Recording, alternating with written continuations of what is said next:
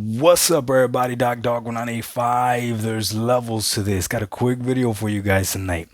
Is Call of Duty going to Game Pass something bad? Well, I'm not gonna waste your time. The answer is no. Call of Duty going to Game Pass is great. As a matter of fact, every game should go day and date and onto Game Pass. I don't see any scenario where I would want a game to not come to Game Pass day and date. I can't think of one where I would benefit from having to buy the game at full price when I'm already subscribed to Game Pass. I can't think of one game where that would be the better option for the game not to come to Game Pass. Because again, if I want to buy the game, I can still buy it. It's not like games that come to Game Pass, you can't buy them. As of today, everything that comes to Game Pass, if you want to buy it, you can't buy it, including day and date games, right? So I don't see any scenario where it's bad for a game to go day and date on Game Pass. However, you're going to see people trying to argue it. Now, I saw something extremely confusing today that I needed to talk to you about, and hopefully you can help me understand. So that's part of that video. That's it. It's not bad. Now let's talk about this, okay? I saw this tweet, and it was a reply that somebody had to Kid Smooth. Shout out Kid Smooth. Some dude said in the tweet, Call of Duty going to Game Pass is dumb because they're gonna lose a whole bunch of game sales, and no one is not gonna move the needle in Game Pass.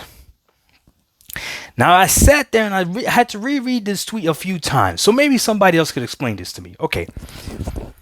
If people are saying that Call of Duty going to Game Pass is horrible because that means that Microsoft is going to lose a whole bunch of game sales, right? And then they also believe that that's not going to move the needle for Game Pass. You got to explain this to me. Because if you're not buying the game, so they're not getting the game sales from buying the game, and they're not subscribing to Game Pass to play the game, then how are they accessing the game?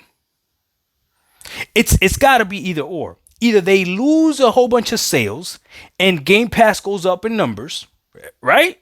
That's got to be logical, right? Unless you really believe, listen to me, unless you really believe that the majority of Call of Duty players already have Game Pass. Which, if that's the case, what was it, 34 million when Sarah Bond said it, right? Something like 34 million Game Pass subscribers.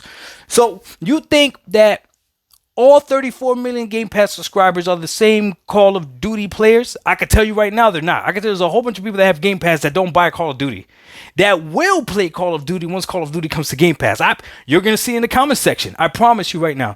But here's the deal. The game is still selling on PlayStation, and it's still selling on PC, and correct me if I'm wrong, I think they're gonna try to sell it on the Nintendo platform. And Nintendo's gonna come out with another Switch. So now that's gonna be another whole entire fan base on the Nintendo platform. And guess what Nintendo does do? They also definitely sell hardware.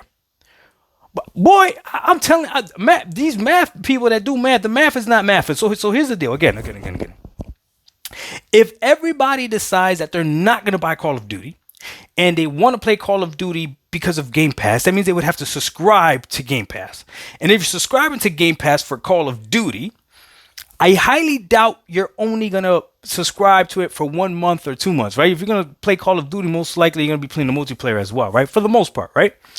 Which means that if you want to continue to have access to that game, now you're stuck paying the $10 or the $15 or whatever it is that Microsoft decides to do with Game Pass for the entire year, which would be more than spending a one-time purchase of $70. So here's the deal. If you are the type of gamer that plays Call of Duty mostly, and that's mostly the game that you play, you don't really play anything else, then it's probably smarter for you to flat out and buy Call of Duty for $70, which wouldn't hurt the game sales because you're actually still buying it. Now, if you decide that you want to play it on Game Pass, then you're still not hurting Microsoft or Xbox because now you're subscribing to their service. And if you're a Call of Duty player that already has Game Pass, then good for you. But I don't know how much that's going to actually hurt sales.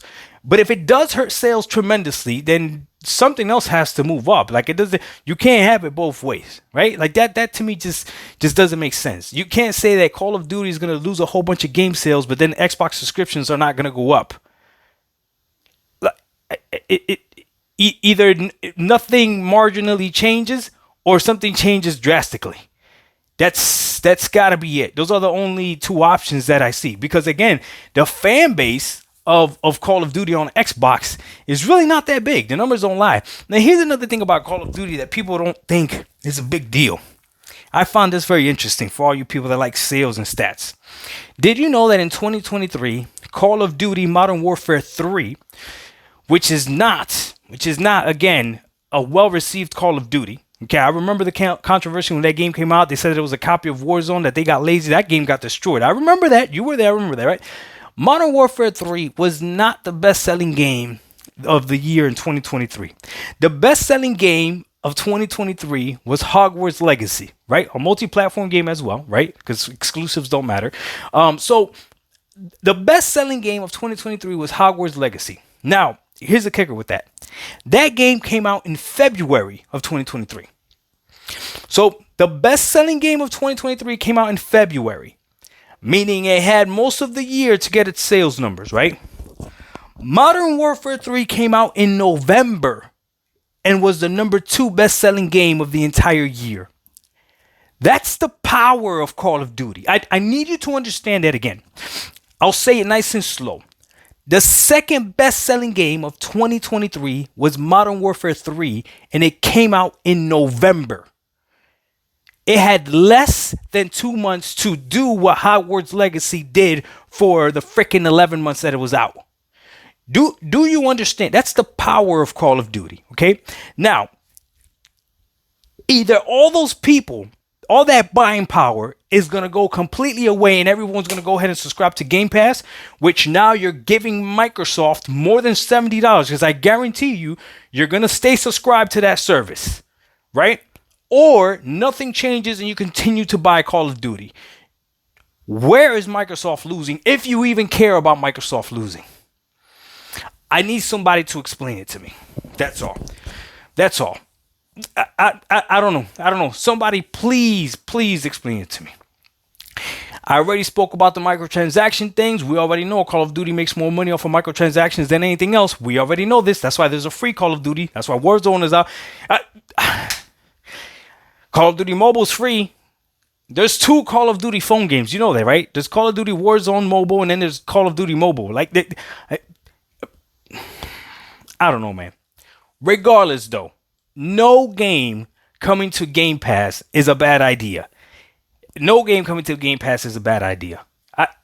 I'm talking from the gamer's perspective. Bring every single game to Game Pass. I love it. Dog 1985. There's levels to this. We out. Peace.